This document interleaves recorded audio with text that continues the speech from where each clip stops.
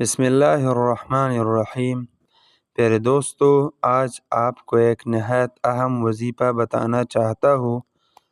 اگر آپ کے بچے ہیں چھوٹے چھوٹے یا آپ کے گھر میں چھوٹے چھوٹے بچے ہیں اور وہ اکثر بیمار ہوتے ہیں، ڈاکٹرز ان کو ہائی اینٹی بائیوٹک دے رہے ہیں، ان کے علاج کے لیے ایک وظیفہ بتاتا ہوں۔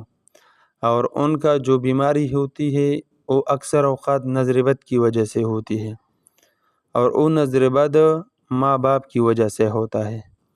بہت زیادہ پیار کی وجہ سے یہ بچے بیمار ہوتے ہیں۔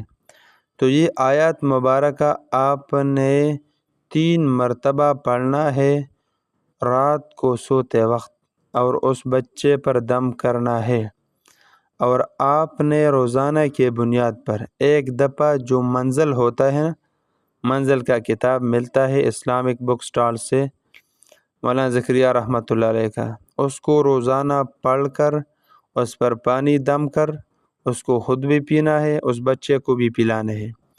آج کل کے بچے چھوٹے ہوتے ہیں اور وہ بہت کیوٹ لگتے ہیں، اور ماں باپ ان سے بے جا محبت کرتے ہیں، اسی وجہ سے وہ نظر بد کا شکار ہوتے ہیں۔